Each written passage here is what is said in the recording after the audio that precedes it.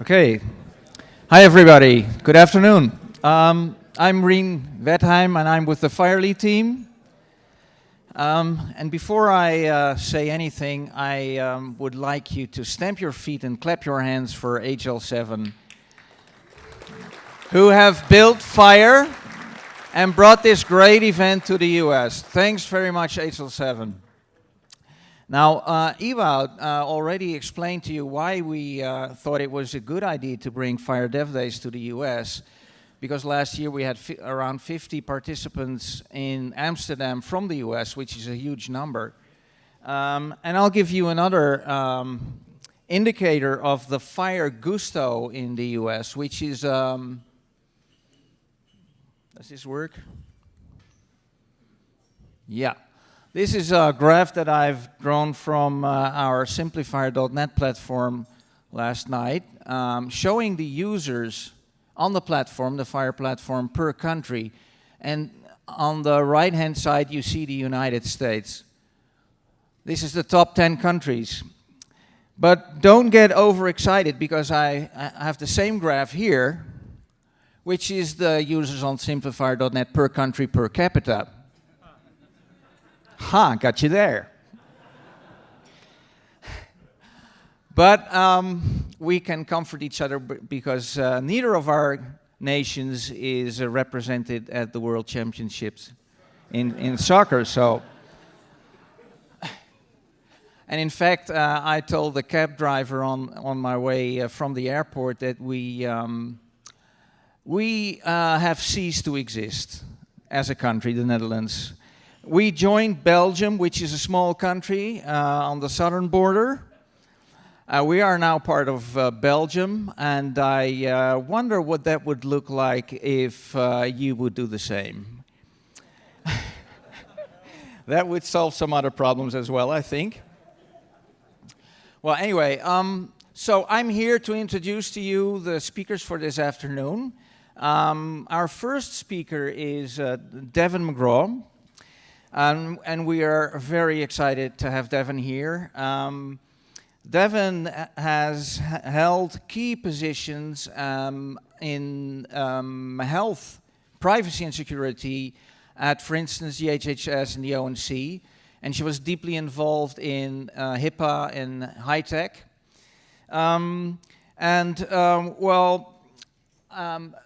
I asked Deven about who she is, and she sent me a couple of photos about who she is. And she sent me these photos, and that's remarkable because there's nothing digital in these photos. This is a real human being. And that's so nice. And I asked her, what's the name of the dog, of your dog? And she said, she replied, the name of my dog is Shed, and I'm glad there's no dog privacy regulation, because otherwise I would have had to ask for consent. Now, that is a passion for your profession. Deven, we have GDPR, of course, in Europe, and I think you don't need GDPR because you in the US, you have Deven McGraw. Anyway, after Deven, there's going to be Frank, who is not our mystery guest anymore because his name is in the schedule, and he is extremely funny. He's famous, and he's briefed on FHIR, I hope. And I wonder what that will sound like. Something like the patient resource and the medication resource are sitting in a bar. Enter the search operation with a bunch of parameters, looking for her husband, something like that. Frank, you have exactly 40 minutes to come up with a pun. After Frank, there's Graham Grieve, by tradition, with the closing remarks. Graham, the founder of FHIR, the father of FHIR, of course, he will do the closing remark, and Graham is responsible for us exceeding our travel budget every year. Thank you, Graham. After Graham, we have another surprise act. Some people came up to me yesterday, and they have a wonderful thing that we are thrilled to have on the stage here as a closing act. It was not planned. but it's something that we love to do at DevDays, the unexpected fun at DevDays. But before I ask Deven on stage, there's one thing I want to do, and that is the wooden shoes. We promised the wooden shoes to whoever gave their name at the Reg desk. They're size 44, but you also can grow plants in these. So, do we have the names of the people who... here's Marianne. So, who's the lucky person who I hope has room in his suitcase? Oh, I forgot my glasses, by the way. Well, Kate Dudek. Kate.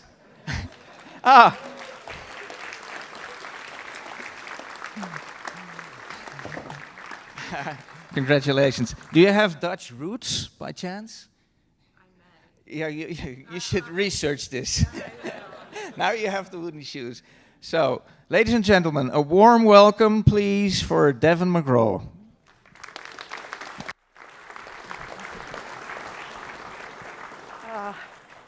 Thank you all so much. It's a pleasure to be here. I'm always excited when someone puts privacy on the agenda for any conference, and was able to go to a couple of the sessions, and in many of them people just routinely asked, what about the privacy of this data? What about HIPAA? What about GDPR? So I sort of feel like I'm speaking to an audience that is going to be receptive to some of the information that I'm going to convey. So this was the formal picture and about me slide, which I'm going to skip through. The other photos are much more interesting. Why do we even talk about privacy at a conference involving health data and interoperability of health data? The reason for privacy is trust. People consider their health status and things about them that are about their health to be very private to them. It's not true of everybody, but it's true of many people. So consequently, if we don't protect that data, we will have a lot of people who will be reluctant to go seek care. And there's a couple of surveys that I've seen where 1 out of 6 people say they practice what are called privacy protective behaviors. I saw another survey that was 1 out of 8. I have no idea which one is accurate. They're both out of survey data. You can average it to a 7. They withhold information, or they lie, or they decline to seek care altogether because they don't trust the system. They don't trust where they're putting their data to be assured that it will be kept confidential. And of course, a particular concern is very sensitive data. I mean, for some people, all the data is sensitive, but in the mental health field in particular, these statistics, which I believe are US-based, is that, again, as many as 1 in 4 adults are diagnosed each year with a mental health condition, and yet nearly 2/3 do not seek treatment for that condition because of concerns that people will find out about this and use it against them, or just know that about them. That sometimes is enough. It's not necessarily about it being used in ways that will harm you, but just that knowledge will shape how others see you. And this is of great concern to people. So privacy is not an end in and of itself. Okay, we have achieved privacy, therefore we can all go home. Privacy is a means to enable appropriate data sharing. So it's not about taking the data and burying it in the box in the backyard so that no one can see it. The objective is, again, to build the trust so that the sharing can happen for all of the appropriate uses, so that we can learn from it and we can build better medical treatments and we can help people to help themselves when they're diagnosed with a particular condition, or to help their loved ones. Privacy laws across the world are based on what are called fair information practice principles, which are basically principles of really good, responsible data stewardship. And I'll show you just one example of a FIPS articulation. They're slightly different in many different ways that people talk about them, but they all circle around the same themes. You know, the other concept that I think is worth mentioning right from the start is one that was either coined by or is most known for by Ann Cavoukian, who's the former Privacy Commissioner of Ontario, Canada, about privacy by design. You build it in to what you're doing with health data. You don't wait until you're done and then ask the privacy lawyer to bless it, which is always a really bad idea, by the way. so that then you have to maybe undo what you've already done or be stuck with something that doesn't work very well because it's too expensive to retrofit it. So you have those conversations right from the start in terms of what are the data uses and disclosures that they're trying to enable, and how do you then build the protections in. Again, all based on concepts of good data stewardship. Here is an articulation of the Fair Information Practice Principles that came out of the US Department of Health and Human Services way back in 2008. Includes the right of individuals to be able to access their information, to be able to seek correction of inaccurate information, openness and transparency about how data are accessed, used, and disclosed, the dreaded really long privacy policy that each of you really should be reading before you share your data with another entity, collection, use, and disclosure limitations, so not just about choice of the individual to share their data, which is of course very relevant, but we all know what happens a lot of times when people are presented with choices. They want what's on the other side of that discussion, and they just say yes. And so consequently, having rules about how data can be accessed, used, and disclosed that operate regardless of whether the individual has been given an opportunity to make a choice is also important from a good data stewardship standpoint. And there are integrity and quality, again, preserving, making sure that the data cannot be manipulated in some way so that it's no longer accurate and that it retains at least the quality that it was when you got it. May not be perfect quality coming in the door, but nevertheless, that there's not a process or way for people to tamper with it. Safeguards, this is the security setting, just safeguards to make sure that all of the commitments that you're making to people about how you're protecting their data and the limitations that you're placing on them can actually be honored. And then accountability. If you mess this up, you can be held accountable for it. If you are a steward of data and you make a mistake, or you make a commitment to somebody and you imperfectly put the safeguards in place in order to make sure that you can make good on that commitment. So US protections for health data, well, we run the gamut because for whatever reason here, we don't like to create one law. We like to create lots of laws. HIPAA is the one that people know the most about, but HIPAA doesn't cover all health data. It covers only health data when it's held by a covered entity, which is a defined term. Most hospitals and doctors and all health plans are covered entities. And then the vendors who work with them on their behalf. So like if a hospital hires somebody to process their bills, that entity is called a business associate. Those are governed by HIPAA. The covered entities have to comply with all of HIPAA. The business associates have what might be described as derivative obligations because they get the data by contract. All PHI in HIPAA is pretty much all treated as though it's of equal sensitivity with the exception of psychotherapy notes, which do have some extra protections to it. In addition, HIPAA is not universal in the sense that it's the only health privacy law within the space that it governs. States can actually apply laws above and beyond what HIPAA provides, both for HIPAA-covered actors, but they can also start to pick up some of the space that's uncovered by HIPAA. And then also, what a lot of people don't realize is that HIPAA actually includes some standards for de-identification of data. So when you use the term de-identified data, in the HIPAA world, that actually has some meaning to it, but it doesn't mean zero risk of re-identification. It never has.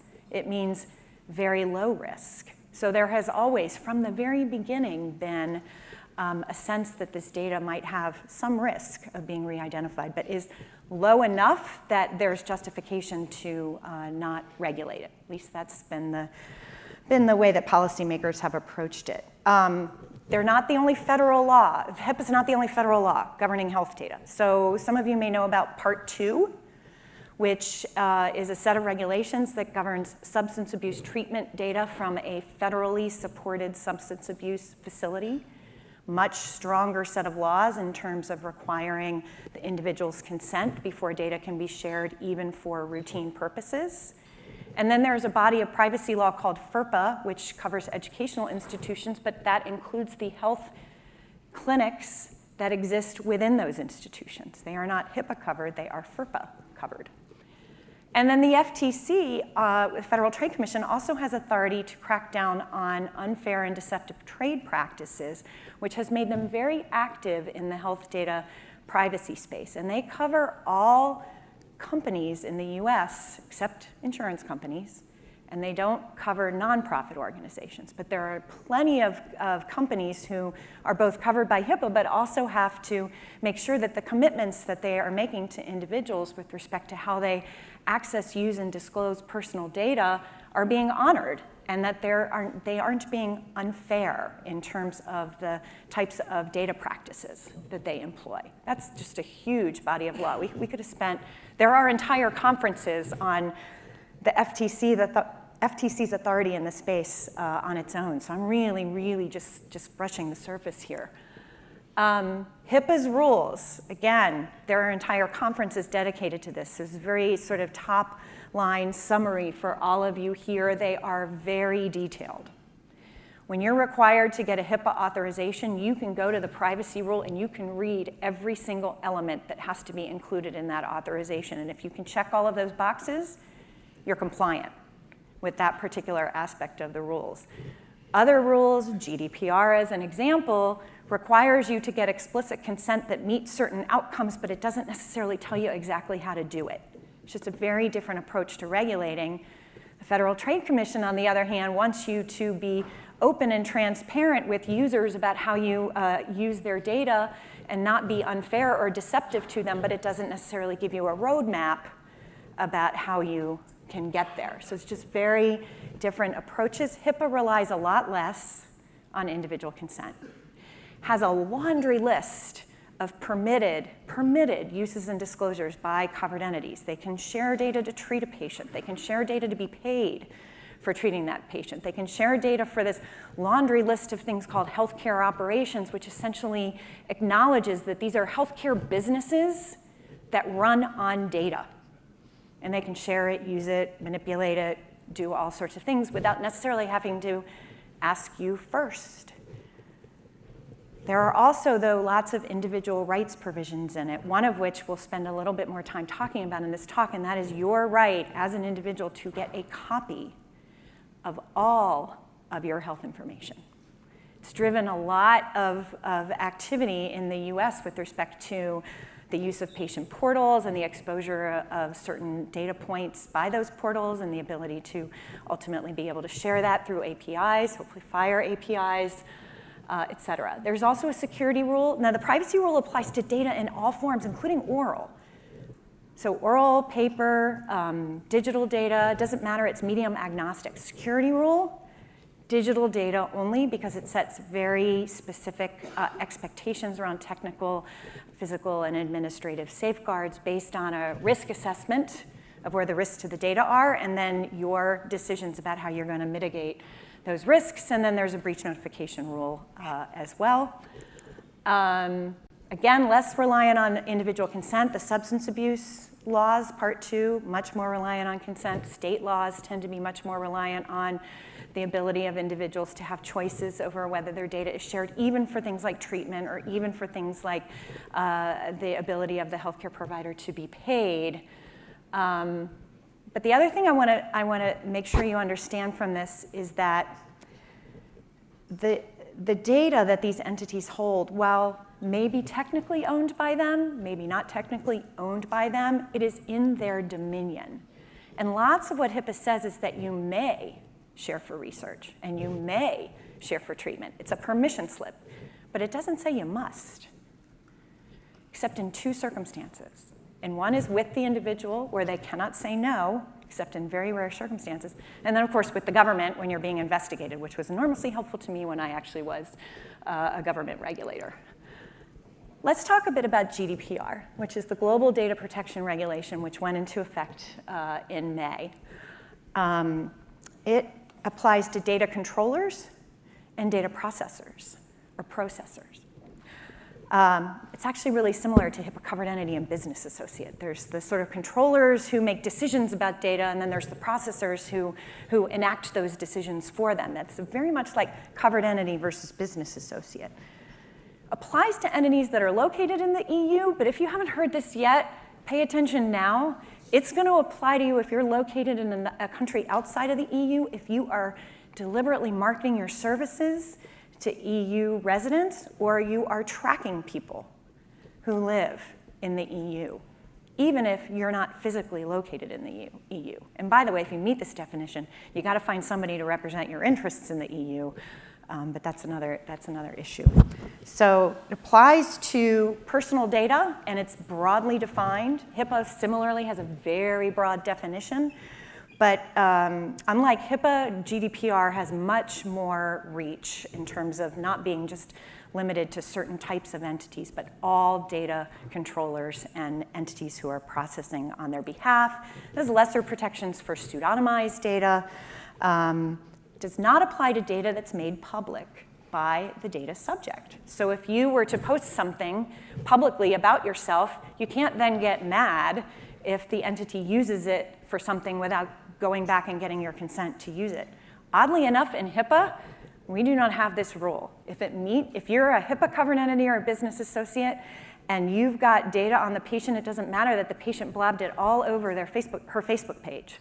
You still have to keep it private. We do not have an exception in US law for data that the data subject makes public. Also, and Josh, this came up in your session this morning, GDPR does not apply to data of people who are no longer living. It's no longer protected. But HIPAA applies to data for 50 years from the date after your death. And that includes the individual rights provisions, like the right to access your data and donate it where you please, which can be exercised by a legal personal representative on your behalf, so somebody who's basically your heir. So here are just some highlights of GDPR, and it is voluminous. It took me 250 pages. It is 250 pages, and it took me days and days to read it because I had to keep rereading it and rereading it to sort of fully grasp it, and I'm still rereading it and rereading it to fully grasp it because it's so different in many ways, although there are certainly some similarities, which we'll talk about. All processing must be lawful, and the assumption is that consent is going to be required, and the consent has to be explicit if it's health data. But there are also some presumed lawful purposes that are spelled out in the law, which I have a slide on in a second. But there are fewer of these than HIPAA. Like HIPAA's list of permitted uses and disclosures in the privacy rule is pretty darn long. But GDPR has fewer. So the presumption is you are more than likely going to have to get the consent of the data subject in order to process data in the way that you want to. It's far less detailed on security safeguards. That sets out some sort of expectations. In many respects, it's a lot like the way that the FTC sets out some general expectations, but doesn't say in great detail what you need to do. HIPAA takes the opposite approach, which is to say, here are the implementation specifications, and you have to implement all the required ones, and for the ones that are not required, you have to address them, which means you have to implement them or you have to do an appropriate alternative. They have this concept of a data protection impact assessment, which is like a privacy impact assessment that I think many people are familiar with. In cases where there's a lot of processing, high-risk processing going on of large volumes of data, particularly in the health space, and you don't necessarily have appropriate tools to minimize that risk, you might actually have to get approval from a regulatory authority to move forward with a project like that. And again, there are lots of individual rights provisions. I did a little comparison chart, which I apologize in advance will be hard for you all to read in the audience because I wanted to pack so much information in it. But you get the slides, so it's a little take-home resource for you.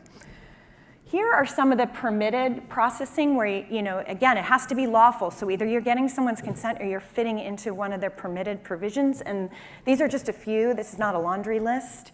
But you see that treatment required for the purpose of medical treatment is in there just as it is in HIPAA. But you won't see a P for payment, and you won't see an O for operations.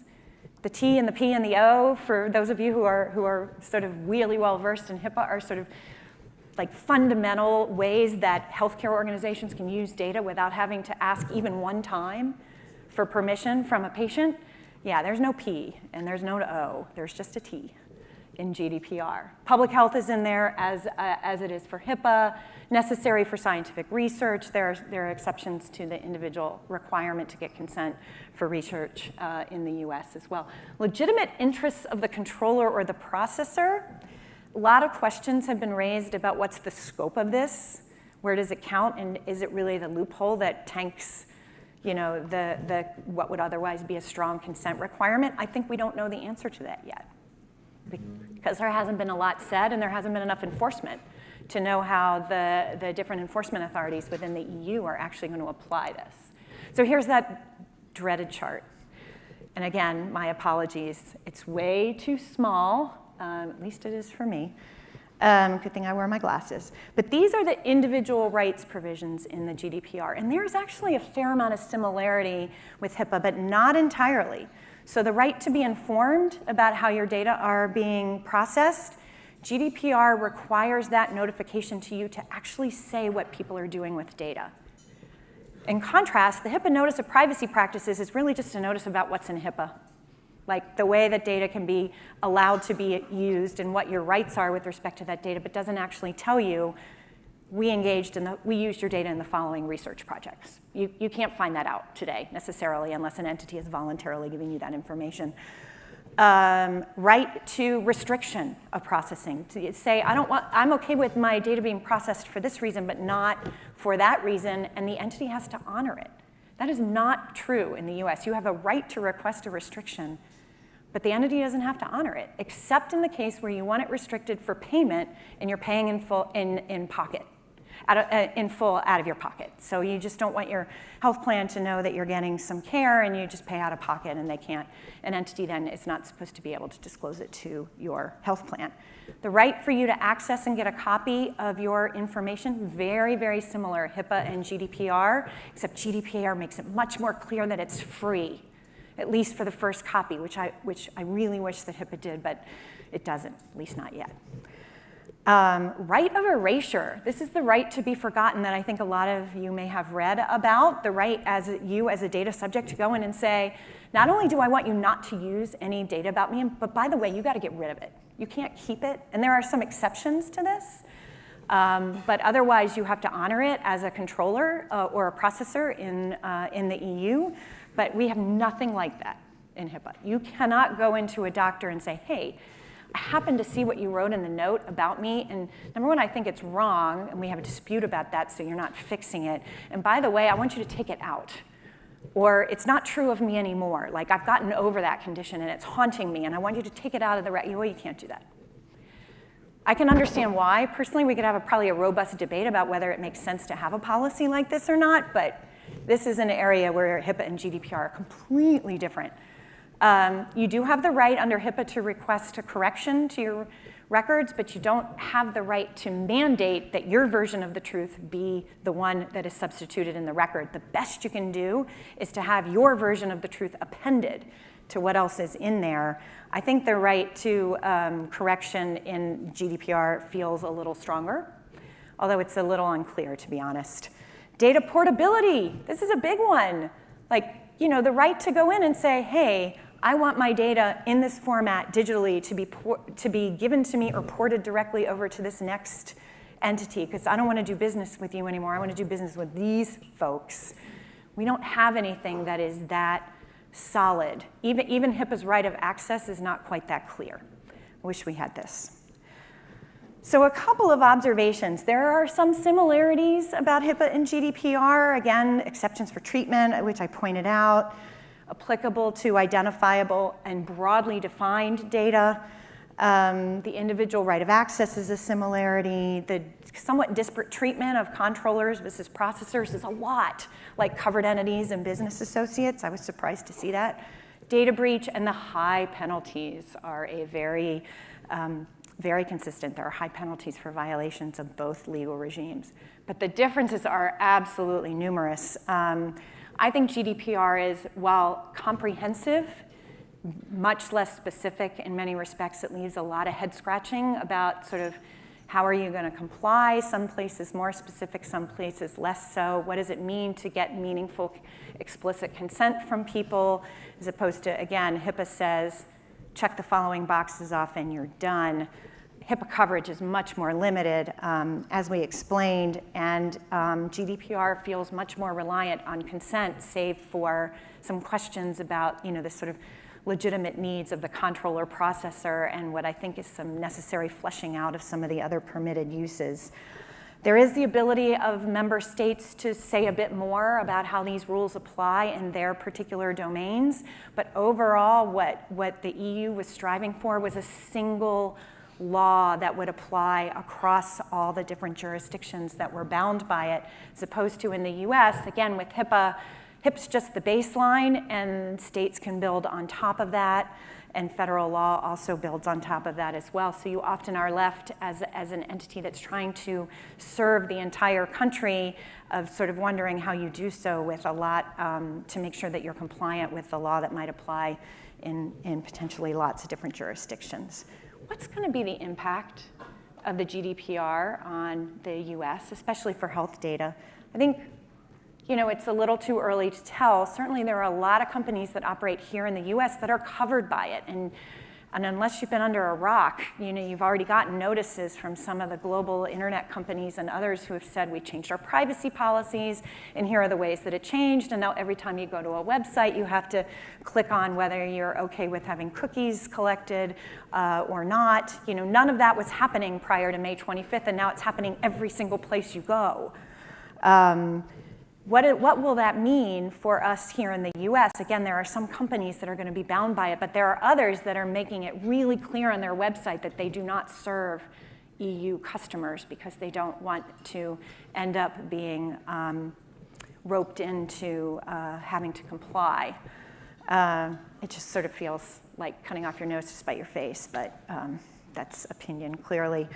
Will the US lawmakers respond to this by saying, ooh, they did it, maybe we should do it? John's over there shaking his head, yeah. I'm doubting it, although I'm certainly seeing things that people are saying about, maybe this will finally spur Congress into creating a data protection law that applies in this country regardless of who has the data, as opposed to HIPAA that doesn't apply much of the time. And the more health data that we create outside of HIPAA, the more pressure we put on a situation when we don't really have rules to govern a lot of this data. And will the increased attention to privacy result in more health data sharing because people feel greater trust in the system? Or will lots of confusion about how the law applies and what are we supposed to do and concerns about being roped into higher penalties actually mean less sharing? Maybe that's a short-term versus long-term game. I don't know. I think, again, May 25th was when this went into effect. And for a lot of institutions, even though they had a 2-year lead time to start thinking about this, many of them did not prepare till the last minute. And I talked to a company the other day, which shall, of course, remain nameless, who said, yeah, we haven't really done anything about this yet. Like, gotta get on that. You get in trouble.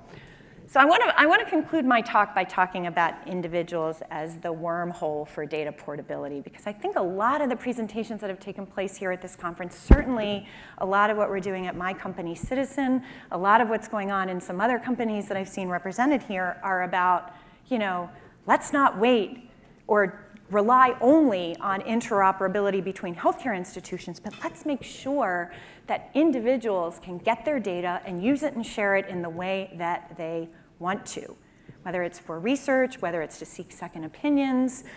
Again, HIPAA's sharing provisions in the privacy rule for treatment, for payment, for operations say to a healthcare provider, well, you can share. You can share. You can share if you want to. If you want to. If you trust that competitor down the street with your data, if you're willing to. And with respect to the individual, they are not permitted to say no, because that is a right that you are granted under HIPAA. And that's for any HIPAA institution here in the US, and it doesn't matter that you are not a US citizen. If you're being treated here, you have a right to every single data point that was generated as part of that care, if you want it. And you have the right to have that data sent to the third party of your choice, your favorite app, your favorite online service, your favorite research project. We've covered some of that in some of the sessions at this conference, which I think is great. And similarly, GDPR has that same guarantee. Individuals have the right to this data. This right under HIPAA is currently badly underutilized. Some of it is because patients have no idea that they can do this. They have this sort of dynamic of power in medical institution and little old me, and I don't dare ask. Maybe they'll think that I don't trust what they're doing. Maybe they won't care for me as well if I do. I think there's a huge cultural dynamic that will take us some time to get over, but I think we're already starting to see people demand their data, particularly when they're sick. Widespread noncompliance, by the way. If you go into your medical institution and they tell you they can't give you your data because of HIPAA, that is a lie. If you go in and they say, well, they'll give you your data, but you have to take it by fax, that is noncompliant. You're supposed to get it in the form or format that you want as long as they can produce it in that format. And that includes if you decide security is not your issue and you just want it in your email account, they are supposed to email it to you. There's guidance to this effect. It is online, but it is not complied with. You're required to fill out this specific form, and you're required to use these particular formats. And it's going to take some time to cut through that mess. And the fees, we could spend an entire session just talking about how much people are typically charged in order to do this. And they are not supposed to when the data is coming through a portal, at least. And when they are charged fees, it's supposed to be just to cover the costs of the labor associated with making the copy, which a lot of times is like nil. How much does it take to make a copy? It really depends on volume and format and all those sorts of things. So we need to really maintain the efforts that have begun to have more data be accessible to people online through FHIR APIs, because the more data that is exposed to that API that is part of that right of access, the easier it's going to be for people to get it. The amount of data that you have a right to under HIPAA is well beyond just what's currently exposed and available through APIs. It is way beyond what you see in your portal. It is every piece of data that's generated about you in medical care. It is your note. It is physician notes. I love the Open Notes project, but you shouldn't have to have your institution be part of that project in order for you to get notes. You have a right to those notes. Under HIPAA, you have a right to the x-rays. You have a right to the tumor pathology report. You have a right to all of it. The only data you don't have a right to is, the notes from the business meeting where they decided what formulary they were going to use. But if it was your underlying data about how you all were using medications that helped inform those choices, they can't then deny you the right to your medication data. That data that's used to make decisions about any individual is what you are allowed to get. So much greater volume. So we have work to do, not just to keep doing what you all are doing and doing so well. I applaud you for getting the data that is exposed out and to people so that they can use it and populate it in AI algorithms. But we got to keep pushing more data through this pipe, more data through the pipe. Because what people have a right to, again, is so much more. And so as a result, what that means is that people can get certain data, valuable data, through a FHIR API, but they can't get all of it. And so then they're sort of truncated to the regular old awful medical records office to accept, CDs and faxes and data in paper, and the volumes from that cancer patient from yesterday's post-lunch keynote that weighed 14 pounds. Some of that data is available to her now through an API, but not all of it. Let's keep pushing. We can do more. So thank you very much. And I don't know if I have, I think I have a couple minutes if anybody has any questions. Yeah, Ricky. Wait, hold on. I probably should use this and give this to you. Thank you. I don't know if it's on. Testing. All right.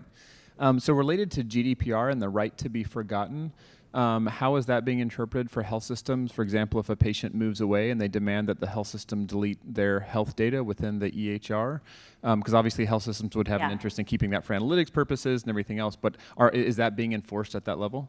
Not that I know. I mean, again, it just came into effect May 25th. I think that there are some exceptions to the right of erasure, the right to be forgotten, and certain necessary business records may apply. It's an exception. It's a clinical necessity. A clinical necessity. Great, very Right, and so, but I think it probably would apply to, let's say that I as an individual gathered that data and put it in my favorite health app, and then I said, well, I don't want them to have it anymore, and I want it erased. I think it's pretty clear. You could get it erased.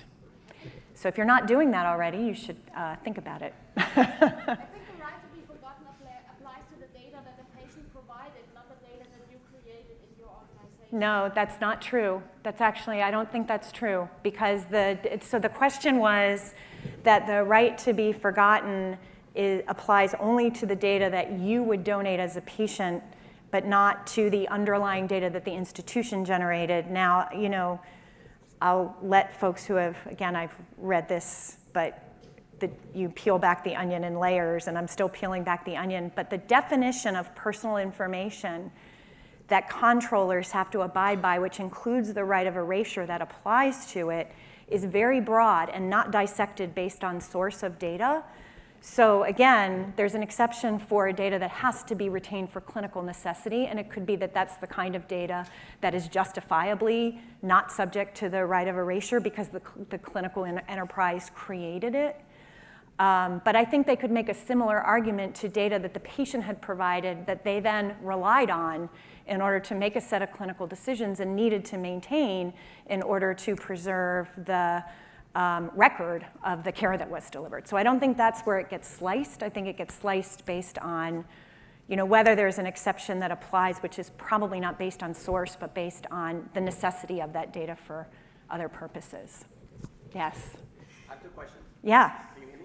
Yes, I can, and I'll repeat it just in case, yeah. Throw the mic. First question is, I love what you said about I have the right to all my data. Yep. Even not as a U.S. citizen. I don't have any idea how I exercise that right. Yeah. So that's my first question. Okay. Because I don't know any place that actually is able to give me all my data. Right. Second question is, in the realm of the patient being the wormhole, Yep. can you say something about if the patients pick up their data and they're able to do whatever they want with it, if they bring that data to a covered entity, what is the covered entity now? What governs the privacy and security from the point of view of the covered entity? Sure, sure. So 2 questions. How do you exercise your HIPAA right of access to get all your data? And then second question is, where do the HIPAA protections attach when you bring data to a covered entity as a patient? So the answer to the first question is what you have a right to access is what they have, all the data they have. So it may not be your complete health record because you've been to multiple institutions, but if they have it, and if it was data that was used to make a decision about you, the fact that it's not in the portal means nothing. It means you still have the right to it, and you have to go get it in what I am calling the ugly way, which means you make a request to the medical records office. Every institution and healthcare practice has one, and you say, here's what I want. Many of them have forms that you fill out to do that, and you specify what data you want, dates, and you get it in the form or format that you want as long as they can produce it in that format. And there's guidance on this on the website for the HHS Office for Civil Rights, which will give you really a huge chronicle of what you're entitled to. But you can get that from every single institution and basically compile your health profile in that way. But I'm calling it the ugly way because right now it takes, you know, it's really a challenge for those of us in this space who are trying to facilitate the ability for individuals to get their records, not just through APIs, to say, how do we make getting the whole record easier? But it's also why I said more data exposed to the API, it just makes it easier for people. And in terms of how that then is treated under HIPAA, the minute it comes into a covered entity and they take it, it's treated as PHI within that entity. So it's not based on source. So let's say you go into a medical provider and you say, hey, look what I have. I'm going to use your presentation actually with the 14 binders, right? Let's say she marches into her medical provider and medical provider says, wow, I want all of this. It's kind of rare because the volume of data like that is usually more than they want. But let's say they say, you know what, I'm going to scan all of this, or I'm going to scan in particular chapter 5, and I'm going to put it in my record. Once they take it into their possession, it fits under the definition of PHI. They have it. They're a covered entity. It doesn't matter what the source is. It's record information that they can then use and share in accordance with HIPAA, share with others, becomes part of your right of access, et cetera. Does that make sense? patient had it on iPhone and just showed it. She showed it, or maybe she shared it to the iPhone doctor. Yeah, it matters, actually. So doctor looks and says, oh, I'm glad to see this, but here's your phone back. Here's my recommendation for your care. If they don't then do anything with that data to sort of memorialize it, if they talk about it later, it's HIPAA covered, but if they don't sort of put it into a record, it's sort of hard to see where the HIPAA coverage points attach. But if you send it to them and they are like, oh yeah, even in their email file. Email files within a covered entity contain PHI and are part of what's covered by HIPAA. So once they get it, if that makes any sense. So I know I'm going over, but I don't know what to.